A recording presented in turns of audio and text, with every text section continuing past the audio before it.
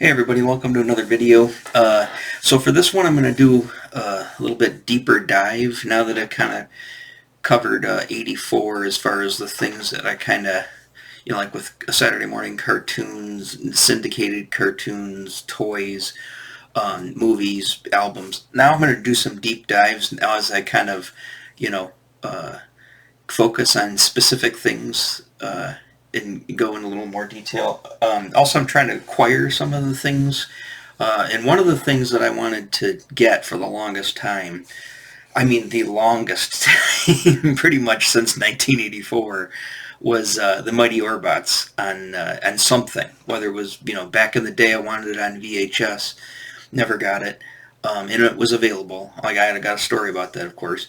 And then when DVDs came out, I was wondering if they're ever going to come out with it on DVD, Blu-ray, the whole 9 yards. I've been wanting pretty much the Mighty Orbots for the longest time, and for the longest time, as much as with the existence of YouTube, they never really had a good copy. Like nobody on video. I mean, online, I looked forever. I mean, I looked for torrents, so you name it. And I could never find a decent copy of the show. YouTube for the longest time had this really crappy version of it that was like you could barely even tell. You could tell it was digitally, transferred from videotape, from like somebody recording it off TV because it had commercials and stuff in it, and it's such terrible quality that you couldn't even see the lines crisp. I mean, and it was washed out. I don't know if you've ever seen that, if you know about the Mighty Orbots and you were looking for it yourself, but yeah, it was a mess, and that was what was available for the longest time. Well, when I was doing my video on Saturday morning cartoons, it kind of prompted me to go look and see if that's changed. And a couple of things. There were DVD versions of the Mighty Orbots available, but they were like, there were third-party vendors on Amazon, or on eBay. They wanted like $300 for the set. It's like, what? I mean, it's one of those cult cartoons where not everybody knows about it. It's kind of obscure. However, the people who do know about it really like it. And I've got a story about that too, which kind of dovetails into the VHS thing. But I went on Amazon. Just, it's been some time since I've looked, so figured I could give it a look. And sure enough, somebody had a listing. Amazon had a listing for the Mighty Orbots complete series on DVD, not Blu-ray. I don't really care. DVD's fine. Upscaled on a Blu-ray player, it looks fine. And it was like, I think it was $18.99 or $20. I don't know, I can't remember. Somewhere around there. It was like right around $20. And I was like, oh, bought. I mean, I've been waiting for that forever, so I didn't hesitate. I didn't want to get a chance to lose it again, so got it. It's it's ordered, it's on its way, and then I went on YouTube, and somebody, because a lot of this, like Saturday morning cartoons, people are starting to put these up, like the entire complete series, and somebody uploaded it to YouTube. I'll show that in just a minute. And I'm assuming that the YouTube videos are uploaded from the DVD box set, the complete box set, because it looks pretty close. And I actually haven't looked. Well, I mean, it looks, like DVD quality. I haven't seen it yet because we're going to do an unboxing. So it came this morning, and I was busy doing some work, so I wanted to wait, and I wanted to open it up on camera so we can check it out together. So let's open that guy up and see, make sure it's the right thing. That's one thing. I guess I need scissors. I can just tear it. Maybe. Alright, using the shears.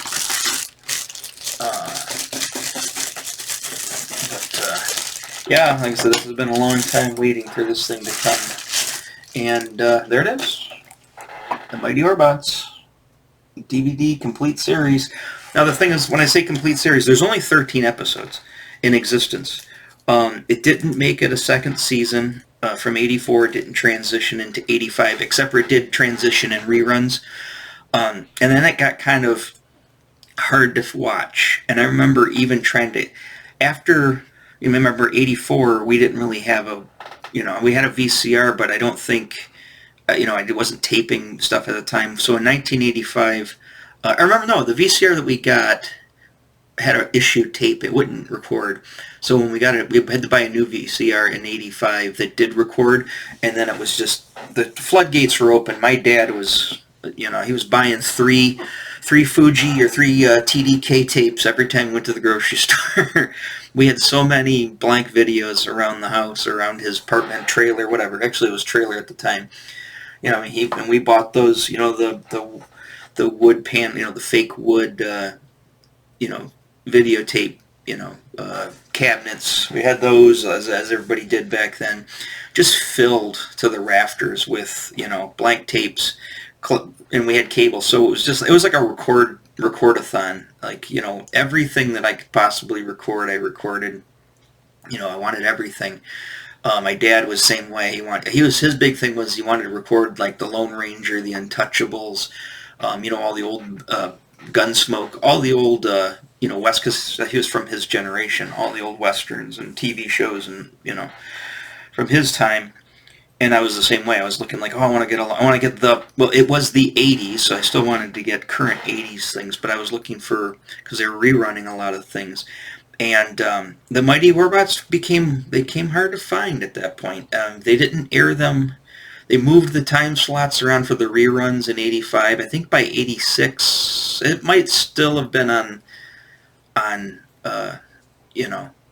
of the UHF stations, but I'm not sure. I mean, I didn't remember it, and I kind of missed my opportunity to get it on tape. I think I might have got like half an episode on tape at one point. So and then the thing is, I'm going to go to the video store, and this is pre-Blockbuster. Go to the video store, and one of the video stores had a section, a kids section, and it had all the cartoons and stuff. And they had some of the videotapes. Now I think there were one episode of tape, which is crazy. One episode of tape in those big clamshell cases, we. At the time, we didn't have two VCRs, so we didn't have to wait. I mean, I guess we could have just borrowed a VCR, but I guess that was just too difficult. Or bought another VCR to do double taping. But we didn't, I remember renting them a couple of times and watching them. And like I said, it was just one or two episodes. It wasn't even all 13 episodes. And so, it was huge. I mean, I love the show. I mean, like I said, I was there from ground zero when it dropped. And like I said, the thing that really stands out about the Mighty Orbots... Sorry, I got junk all over me. What really stands out about the Mighty Orbots is the animation. And obviously, it was one of those shows, and this is pre-Robotech, too, that was imported from Japan. Or, I don't know if it was imported. I'm looking at I got the Wikipedia here. I'll pull that up, too. I don't know if it was imported, per se, or it was like a joint collaboration. So let's flip over to that. It was it says here, Mighty Orbots is a 1984 super robot animated series created in joint collaboration with TMS Entertainment. I'm assuming that's the Tokyo, whatever it's called. Tokyo Movie Shinsha Company. I've seen them before. And then in Intermediate Entertainment in association with MGM. So I should say, yep. Now it says Warner Brothers on this one. Oh, that's odd. So Warner Brothers has the rights to it. MGM, I remember, we used to be on the videotapes, those old videotapes and the clamshells. It was directed by veteran anime director, blah, blah. You can read, I mean, I'm not going to read you the Wikipedia. If you're interested, and want to hear the history, go ahead and dive in. I'm just hitting the basics here. Original run September 8th, so fall season on network TV on ABC for the Saturday morning cartoons. So they aired all 13 episodes from September 8th to December 15th. Yep, 13 episodes, and which is essentially 13 episodes, kind of like a standard anime season. And a lot of the a lot of the network shows, the Saturday morning stuff, because it was once a week, 13 episodes would last for a while, Obviously, pretty much all of the fall. And they didn't have to have the 65 episodes to do the syndicated stuff like G.I. Joe and Transformers. So it worked perfect. And but again, it never got a second season, which is a bummer. I loved it. I mean, I absolutely loved it. It was literally, I think it literally is, of 84. Like I said, I went back and watched Dragon's Lair, and I probably won't seek that out on DVD. It's just kind of even the Legendary Superpowers, the cartoon's pretty rough. I mean, it's Super Friends. Maybe I'll look for it, but but hands down, this is my absolute favorite of that year, and it remained my favorite. Even though I didn't, it was hard to watch until I think 86, or I think was it 86 or 85 when the Real Ghostbusters. I like the Real Ghostbusters. I've got the Real Ghostbusters complete series too. But the other thing that was kind of neat was this kind of like, it had the feel of like a Galaxy Rangers, or almost even like a like a Silverhawks. It kind of had that feel to it. I mean, they had an alien music act. It seems like everything in the 80s had an alien music act episode, which I think is the first episode or second episode of this. I think it's the first episode. But I guess I should share the general plot here. So yeah, this is from the opening narration of the show. Earth, the 23rd century, a time of robots and aliens and destruction and terror. Can the Galactic Patrol, defender of the United Planets, stop the evil computer Umbra?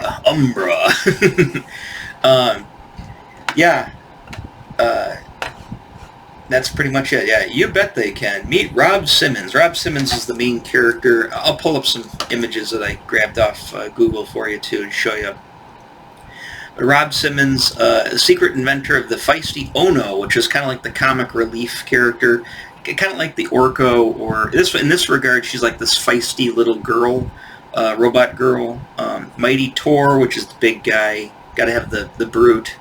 Versatile Bort, which is kind of like he's like the nerdy, you gotta make him blue. Gotta make anybody nerdy, you gotta make blue. He's like the nerdy blue kind of like, timid guy.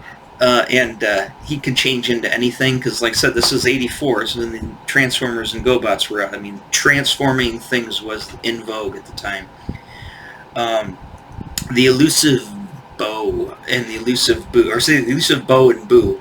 The two female robots, you can clearly tell that the Japanese animators really liked to animate them, because they get a little risky. I mean, it's just, you can tell a lot of the Japanese stuff, there's a lot of fan service in anime, and this didn't have like overt fan service, but you could tell that the animators really enjoyed these two robot girl characters. Master Bo, Master the Boo, Bo and Boo, Master the Elements, and then Crunch, who was just kind of like the fat, he was like the Animal House, John Belushi character. He was the one who just eats everything. The Metal Muncher. Super robots forging together. This is when the forging together thing started to become super popular. Forging together at Rob's command to form the mighty Orbots champion of the universe, which is obviously the big robot on the cover. So, I mean, it is a pretty much Super Sendai, Super Robot series. It's Voltron. It's Voltron's 84. I mean, this was the year that you had not just transforming robots, vehicles to robots, but this is when you started to have the combiners. You had Voltron, all the lions become Voltron, all the Orbots become the mighty Orbot, champion, and what else was that? What else transformed together at that time? I mean, in 84 specifically. I know other things later on. I think those are probably the two main ones, Voltron and the Orbots. I mean, I know the Power Rangers did the Super Megazoid, but that didn't, obviously the Power Rangers came over here in the 90s with Saban, but actually the Power Rangers did come over briefly in the 80s, like 85. It was called Dynaman, and it was like one pilot for it called Dynaman, and it was so overly comedic, and I don't think they did a good translation. And it wasn't like they didn't bring American actors in to play the out of costume characters. It was pretty much the straight up an episode of Super Sentai, and having the and then they just dubbed it, but they dubbed it with like goofy, dialogue that wasn't from the original. It didn't last. It didn't make it. So Dynaman, didn't come back until the 90s when Saban brought it over, and then they made a bigger, American co-production with it. But that was the only, that was the combiner. So yeah, obviously Transformers, they started to come out with the combiners because they're just following suit. But, the Devastator, I guess, is, the quintessential Transformer, the combiner. But, yeah, so, like I said, this show had it was like the show before all of that. And and it was anime before anime. Like I said, I still consider, for me personally, when I really, discovered anime, or as we didn't call it back then, we just called it Japanese animation or Japanimation. Go watch my episodes on anime and stuff. I'll talk about Tortues and all. That's all later in the 80s. But at the time, Robotech was the first thing on TV that I could clearly say, this is from Japan.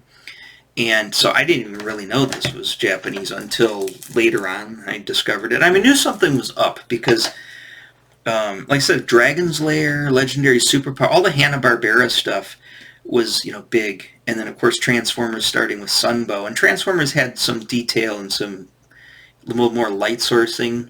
Also, Sunbow being, that's also a Japanese production too. Or it's Japanese-Korean production. But anyways, yeah, the Mighty Orbots was like the first one, and it was just leaps and bounds better animation than anything that came out that year. And it's just like something's up with this. Like I said, the light sourcing. This is the first one, even pre-Robotech, where I really started to pay attention to light sourcing, which means doing like the dynamic lighting, which is extremely hard to do in 2D animation. On the characters, but you just the opening crawl or the opening, go Mighty Orbots, the whole song too. Like I said, I can't gush anymore about the show. So let's just go into a little bit more detail here. So what the season series plot is all about. The characters here: Rob Simmons, a brilliant inventor and scientist. He's the human character. Commander Randu, which is like, the wizened older guy, and, he's the leader of the Galactic Patrol. Dia, which is Randu's daughter, she's like the alien, they're all like elves, except for, it was strange how it's like, you've got Commander Randu and Dia have clearly their elf ears, like alien elves, almost like Eldar, but Simmons he's from Earth, but they're on Earth, which, I have started watching the YouTube version, but I'm gonna watch the rest of it.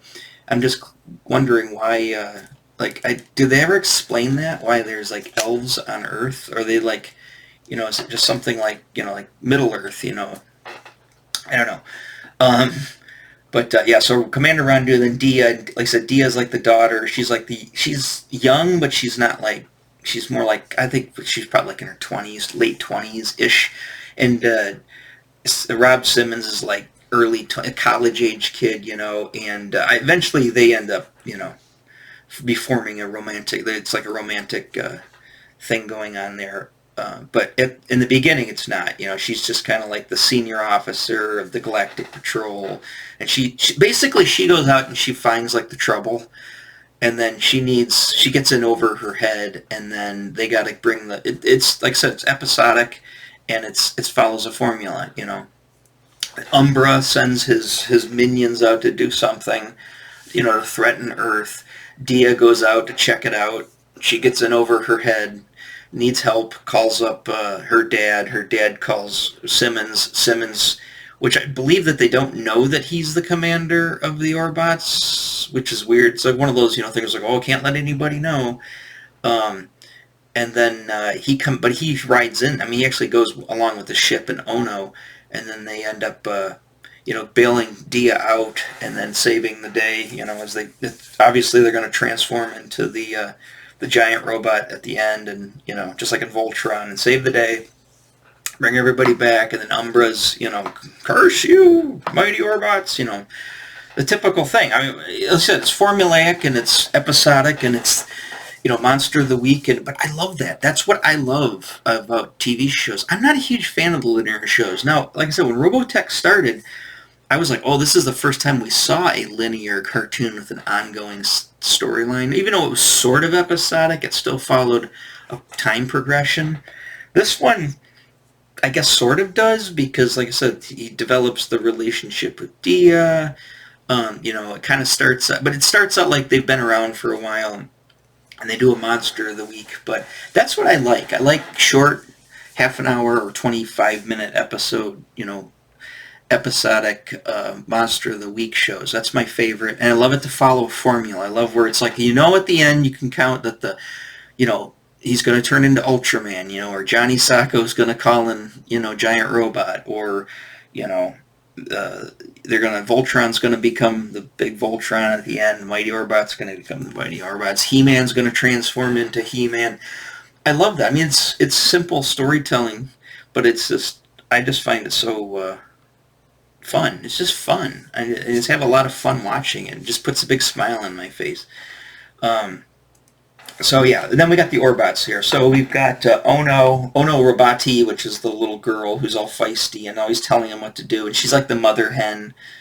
And then Tor, like I said, I kind of went over this. Bort, Bo, Boo, Crunch. So there's 5 of them. So Ono and Rob are in this like cool like flying car thing, which I always thought was so badass back then. But it was in this flying car thing, and then they go when it transforms. Tor is the big brute guy. He's like the main body, and then Bort and Crunch, they become 2 of the legs. Then Bo and Boo become the 2 arms, and they got and they do all their business there.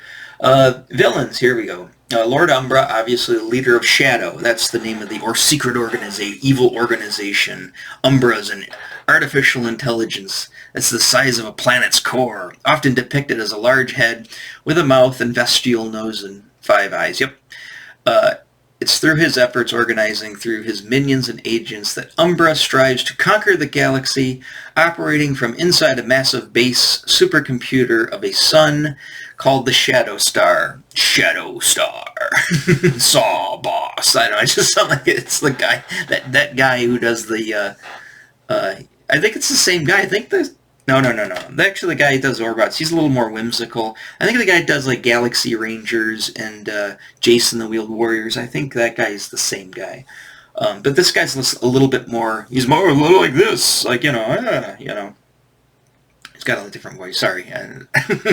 Just trying to give you an impression. Like I said, I don't want to play any of the video because you know what's going to happen. They're going to get a copyright strike and then nobody's going to see the video. So, like again, you can see this for free. You don't need to buy the DVD. I mean, I would encourage you to seek it out on Amazon, but you don't have to buy it. You can just go on YouTube, put in The Mighty Orbots. You're going to get that page, which I'll go to in a second, and all the episodes are right there to watch. So, all the stuff that I'm talking about, if you want to see it, just go to YouTube. It's that simple. I can't make it any simpler.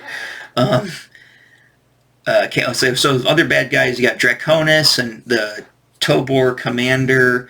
Have I come across him yet? I can't remember. Captain Shrike, Plasmus.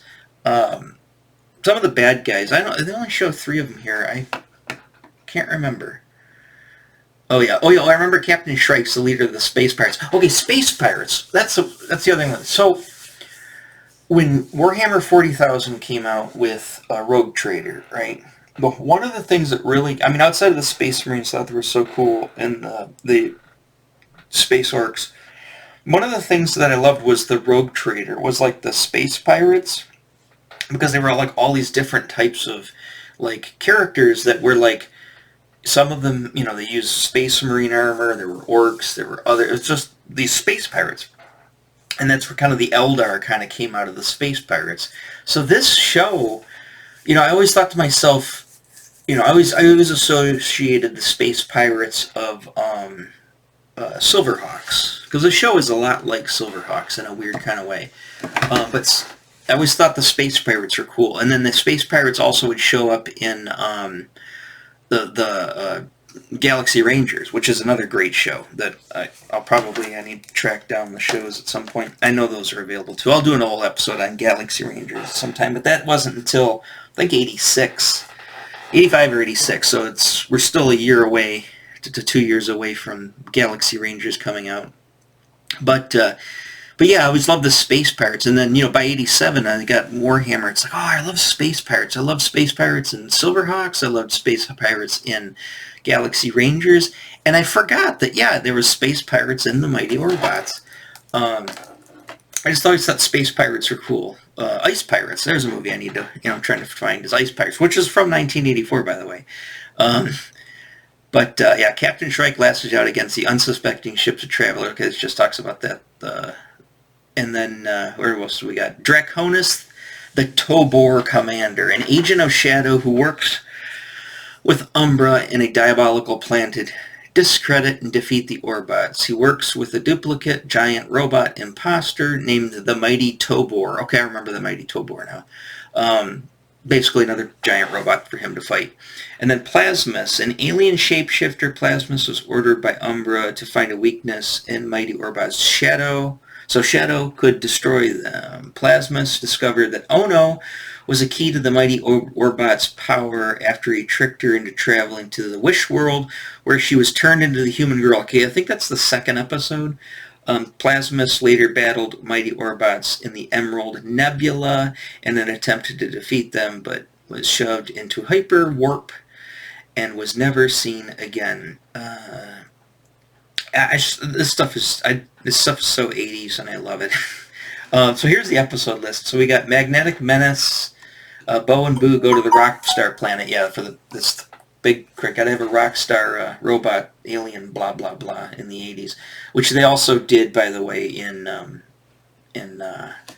well, they had the Melodia from Silverhawk. She had the big keytar thing that would shoot stuff, and of course the characters in Galaxy Rangers, they also did the same type of deal. The Wish World, that's the one with Ono becomes human, trapped on the prehistoric planet. I just watched that episode last night. That's a pretty good one. Mentalis. See, they don't mention Mentalis as also a villain. The Dremlocks, I'm going to watch that this evening. They're like an Ewok-like alien. The Devil's Asteroid, Raid on the Stellar Queen, the Jewel of Targon, the Phoenix Factor, Leviathan, the Cosmic Circus, A Tale of Two Thieves, Operation Eclipse, and Invasion of the Shadow Star. So those are all 3 episodes. And again, you want to read in more in detail than this, go hit up both Wikipedia and then cruise over to YouTube. So let's cruise over to YouTube. I just want to see you in the references.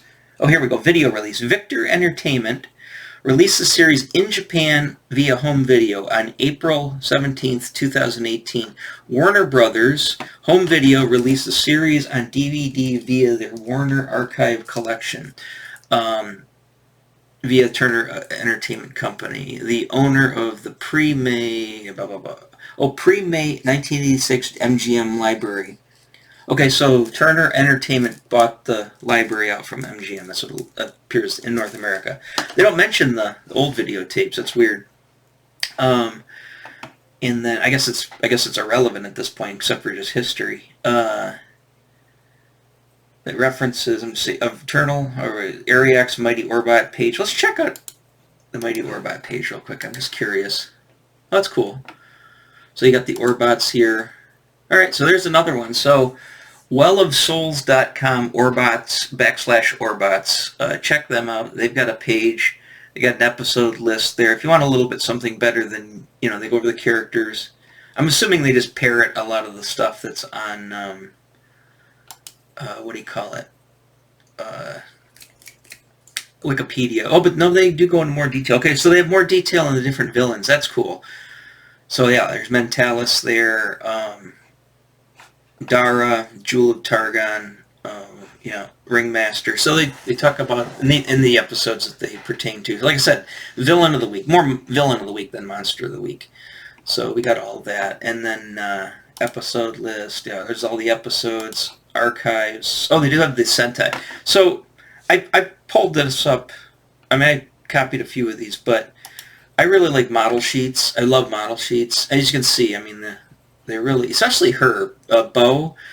They really made her. She's got like the sultry, deeper, smoky voice, and then Boo's like the innocent, kind of innocent, kind of childish one. But you could tell, especially with Bo here, the animators really liked her. And then there, of course, there's Ono. All right, I'll pull these up. It might be easier. I love this old like artwork here. There's Tor. Like I said, these are the SETI or more model sheets. I love these. Oh, sorry, I just saw that one. I love this type of stuff. It has all the characters on it. I'm going to bookmark this site. This looks like a good site. Leave it in my comics bookmark. There's, what's his face? Bort. And, of course, then there's Crunch. So they do have the model sheets here, which is cool. It's in the archive. It is in the archives, okay. Saturday, September 8th, 1984 to 1985. It obviously the 13 episodes were over by December, but it did run into 85 in reruns. They didn't pick it up for a second season, but they did air it again. Like I said, but they just kept moving the time slots around where it just became more difficult to catch it. Like I think they started moving it back later in the afternoon. Like when you're kind of like, it's 11 o'clock, I want to go out and do something on Saturday morning. I don't want to sit and watch any more cartoons. Or like me and my dad going grocery shopping and coming back. I think they kind of started pushing it to like 11:30. I think they even pushed it to the afternoon at some point. I don't think it was ever, maybe it was, it doesn't say here, but maybe it never went into, the UHF channels and reruns into 86. I think it was gone by 85, so, and then you got You're About, blah, blah, blah. This is a pretty good site. Nice presentation. So yeah, check that out too. I'll probably spend a little more time on it. Oh yeah, okay. So it also gives you, it gives you the listing of Toy Galaxy. Okay, so Toy Galaxy, I don't know if you know, that's Dan Larson's stuff. Now it's called Secret Galaxy. Give him a check out. He does a lot of the same type of things, and he does a better presentation than me. So if you want to watch the History of the Mighty Orbots, go check that out on Secret Galaxy with Dan Larson. He's a lot better looking and more charismatic than me, has a better voice, so maybe he's more your cup of tea than me. I'm sure his stomach doesn't pop out of his shirt when he's trying to explain things, or he doesn't scratch his testicles like I seem to always do on camera. But anyways, yeah, go check him out. He probably swears less. Seems like he's less angry about the world than I am too, so yeah, go give him a shot. Sorry, I just wanted to show him real quick here. Oh shoot, I'm probably going to get copyright because I'm playing a commercial. This guy. So if you come across this guy, it's Dan Larson. So go check Dan Larson out. Hey Dan, if you ever see this, how you doing? I love the episodes, love this episode, so go check this guy out. Alright, let's go back. What else do they give you? Yeah, Wikipedia, comic book adaptation, other sites. There was a comic book adaptation? Oh, wow. Is this the whole thing? Okay. I don't, this looks fan-made. Obviously it's fan-made. Yeah, it's fan-made. But there's a comic book adaptation. Oh, yeah, it is fan art. They're going to sit around and eat cakes. So, okay, so yeah. I mean, maybe you might not want to check this out. I'm not trying to... No, you got Transformers in it. Okay, all right, whatever. That's fan art. Yep. But yeah, there's that on there too. It looks like it's got the listing. Hey, wow, they're really doing their homework. More so than me. And that's... Okay, $23.49. I think that's what I paid for it. I thought I paid... Maybe I saw the $18. I didn't buy it used. I bought it new. I haven't even opened it up yet. But there's the listing for it on Amazon. So you can get to the listing on there, and there it is. You can see it. That's on that site. What else do we got here? It probably just goes more stuff here. Oh, right here. Do you know of any downloadable Orbot online episodes? YouTube has quite a few clips and full episodes up. Let's see if it just goes to the one that I was going to take you to. I believe so. I think it's the same one. OG1. Let's see. What am I looking at? OG1. Yeah, okay. Same thing. So, sorry, move me over a little bit here. So, there's all the episodes on YouTube. So, if you go to the OG1 listing, he's got all of them. And like I said, I'm pretty sure they're just uploaded from this DVD collection because they're pretty good quality. There's all 13 episodes. And then we get, I don't know what these are. Oh, the VHS. Maybe okay. So these are ones like from the VHS and whatnot. So let's switch over to that real quick. I want to show you. Like I said, here's somebody colorized this one. Some of these set type. Here's the thing. They never had an official toy line ever. Oops, I'm gonna move myself back over. So they never had a official toy line. Although it says here, and I don't know what trade magazine or trade catalog this is from. But there's a what's it called?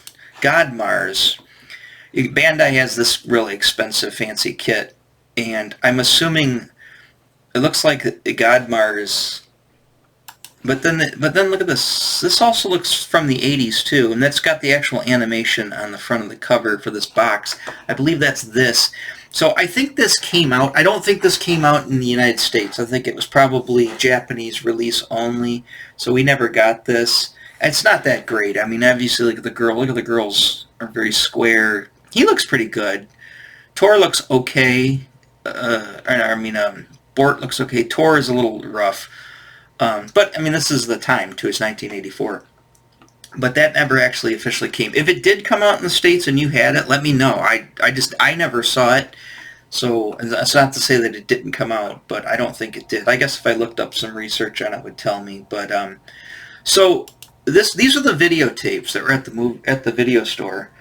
And here's the thing. So I was in high school. I was in 9th grade. I kind of befriended these guys were in 11th grade. And and kind of start hanging out with these older kids. These are kind of the kids that I was messing around with when I went and saw the Rush show. But anyways, I was hanging out with these guys, and the one guy, I remember going over to his house for the first time. He lived in Christian Hill. He lived like on the tail end of Christian Hills. He lived in a nice, he had one of those bi-level houses or tri-level houses. But they kind of had a big house, and in the basement they had the family room and the trailer with this big couch and a TV and stuff. And he had an older brother. I met him a few times, but he was actually in college. He went to Oakland University, the college I ended up going to, but he was actually in college at the time when I was in 9th grade. So he's probably, and he might have been like I don't know if he was a sophomore or whatever he was, but he's 5 or 6 years older than I am. And then the other guys were even older than me. But anyways, he had an older brother, and the older brother was into total. I remember going to the basement, that Blood Bowl set up, and they said, oh yeah, he's in the Order of Leibowitz, which is the big gaming society that actually disbanded before I got to OU. I had to join the gaming guild, which was like an empty shadow of what the Order of Leibowitz was. But he was part of the Order of Leibowitz, so he was into sci-fi, fantasy gaming. He was that kind of guy. And anyways, I've noticed right next to there was a bunch of videotapes and stuff on this little side table. It had like the side table thing right next to their couch. And I saw a few of these, like store-bought, like not, he had actually bought them. And I said, hey, those are the Mighty Orbots. And this would have been 1988, 87, 88. And I said, hey, what, I said, hey, who are these yours? And he says, no, those are my older brothers. And I go, oh. I go, do you think he let me borrow them? He's like, no. He was, I don't know, maybe his brother gave him crap or whatever, but he was real hesitant. And I said, well, ask him. I said, I've been looking for these for a long time. And he had them all. He had all of them. And I was like, I've been looking at these for a long time. He says, yeah, those are like one of his prized possessions. I don't think he's going to let you borrow them. I said, I know, but can I give you guys a videotape or something? Or can I bring my VCR over and we can dub them or whatever? And he's just like, ah. So that never happened. And then when I met his brother, the first thing I asked him was, hey, you know those Mighty Orbots tapes? He's like, yeah. I go, is there any way I can get a copy of those or whatever? And I think he's like, sure. You know, he didn't want to lend them to me, but he's like, sure, bring the VCR over, or we'll tape them or whatever. Again, it never happened. My friend, his younger brother, he was just all like, I don't know, he's just like, I don't want to mess with it. But I was like, I want those episodes. And so you don't know really how hard these things are to find. So I never got them, never double taped them. Again, this is the first time since that time, and then we're talking well over 30 years ago of my searching. I finally have them. So it's been a long time coming that I've been trying to get these things, and now I have them. I just noticed I found these two. These look like somebody made, these are the inserts that would go in here, these clamshells, you know, the plastic. So somebody made some copies, some really nice copies of the inserts. You know, Magnetic Menace episode, Trapped in the Prehistoric, that's episode 3. Wish World, that's episode 2. It was the Magnetic, yeah, Magnetic ones. Okay, so that's episode 1, episode 2, episode 3. I didn't find any more, but I know that they existed, because like I said, that guy's brother had a whole stack of them. Maybe not, maybe I wishful thinking, but I know he had these specific tapes that look just like this. Yeah, so again, well, I'm assuming if they had a second season, they probably would have eventually brought this toy out over here, and probably would have sorry, I can't see that very well. They probably would have made hopefully better figures of them. Would have been nice.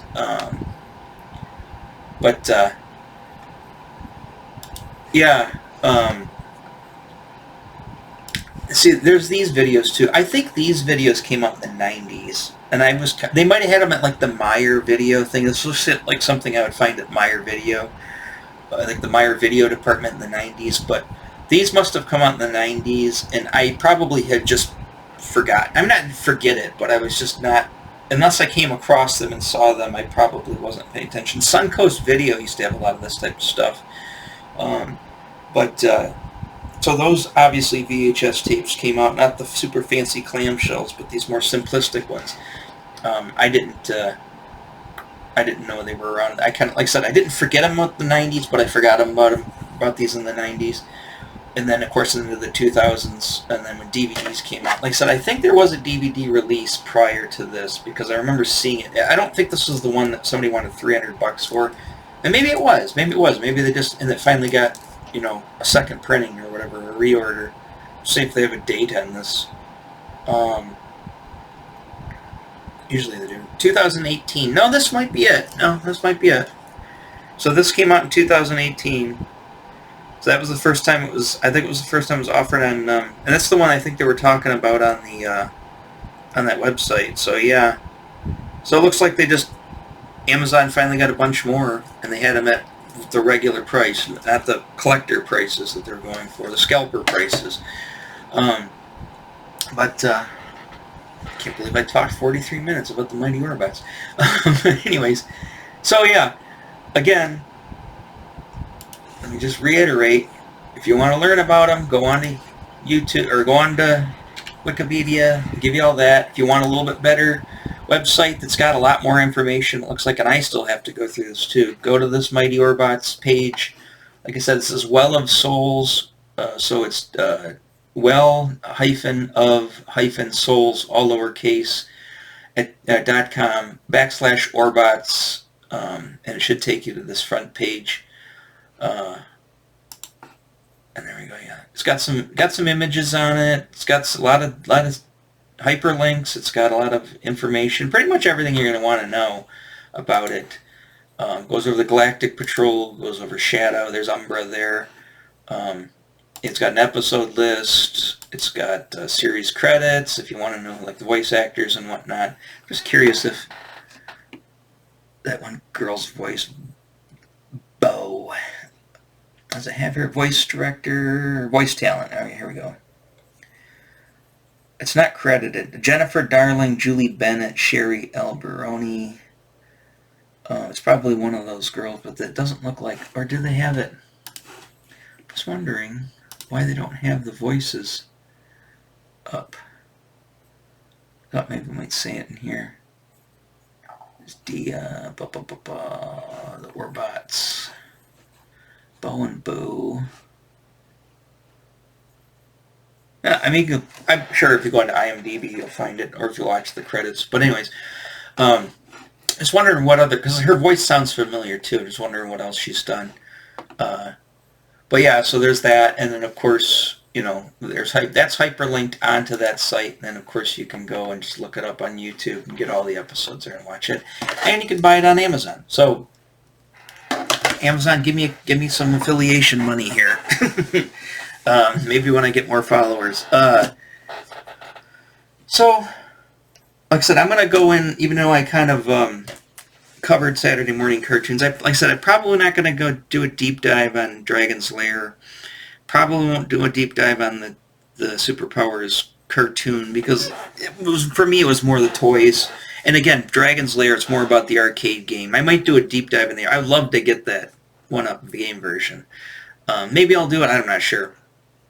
But you know, I'll probably do a better I'll probably do one on the Transformers, and you know, I still need to go and watch Voltron. And when I'm done with Mighty Orbots, I think the next order of business for me is to watch all of Voltron, the original Voltron, the Go Lion Voltron too, not the whatever the other one was, the vehicle one, or maybe I'll watch that one too. But I want to watch the Go Lion, because that's the one that came out in '84. I need to sit down and just watch the whole thing. And sure, I should watch the original in Japanese, but you know what? I'm not going to. I'm going to watch the cartoon, the Americanized version of it. You know, and if I like it, maybe I'll get it. I don't know, maybe not. But, you know, I'll tell you what my thoughts are on that one. If I, and I might do a video on it and talk about it. Like I said, I watched it as a kid in '84, but again, it was just kind of in between other shows. I remember it was on in the morning a lot, you know, because it was in syndication, and I didn't, you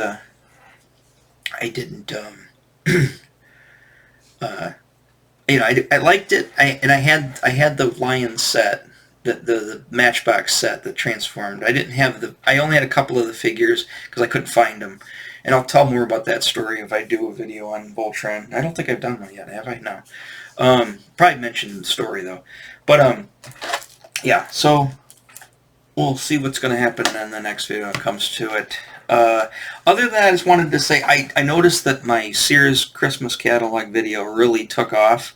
So, you know, I was planning on doing like a Sears Christmas catalog every year as the year anniversary comes. But you know what? If it gets me clicks and it gets me people coming to my show thing, if I make more videos on it, I might just start doing it. I've got the 85 catalog, I got the 86, 7, 88, and I think I don't have the full 89 of Sears. I also want to look for the pennies ones too. And then even the Montgomery Ward's catalogs. But I might do an 85 next and just kind of follow suit. Maybe I'll go back and do 83. I think I have 80... I don't know if I have 80. I think I have 83 Montgomery Wards. I can't remember. But I might do more of those just to, you know, kind of boost my numbers, even though I'm kind of not doing them like that. But here's the thing. It's much like my Kiss videos and stuff. If everybody loves that Sears video and then I do more, like I do an 85, nobody's going to watch it. You think to yourself, what is going on, algorithm? Or people, you know, it's either the algorithm or it's the people or a combination of the two. But this seems like I make a video that I don't think is going to go, you know, it doesn't go viral by any stretch of the means. But I mean, it definitely does a lot better in my other videos. Then I figure, oh, maybe people want to see that, so then I make a follow-up video of that, and then nobody watches the follow-up. So, I guess it is what it is. But I will catch you on the flip side, and I'm going to definitely watch episode 4 this evening, and then I've been watching an episode an evening, so eventually I have the whole thing watched, and I might even crack this open. Actually, I should crack it open now real quick, just to make sure they're in there so you guys can see what the discs look like. But I'll probably, because I can watch it here in my room too, since I got the DVD player in here. But I'll probably watch it on YouTube out there on the big TV, and then in here, if I want to watch an episode, I can throw the DVD in. And I'm also curious to see that the ones on YouTube are actually the same quality as the DVD. Sorry, I gotta smell everything. And this is bare bones. I mean, you get 2 discs. That's 13 episodes, which is usually 2 discs. Nice looking discs, though. Look at those discs. It's nice. There's disc 1, and then they got disc 2 on the bottom, and it looks like you got 1, 2, 3, 4, 5, 6, 7, 8. 8 episodes on the first one, 9, 10, 11, 12, 13. 1, 2, 3, 4, 5, 6, 7, 8, 9, 10, 11, 12, 13. Yeah, 13 episodes. Doesn't look like there's any special features on it. You know, like a featurette on like the making of or whatever, which is fine. I would rather just have the episodes anyways. I've been waiting so long for them. But there they are. And I will enjoy those, and hopefully you'll enjoy them too, and hopefully enjoy this video. Alright, I'll catch you guys on the flip side. Alright, bye-bye.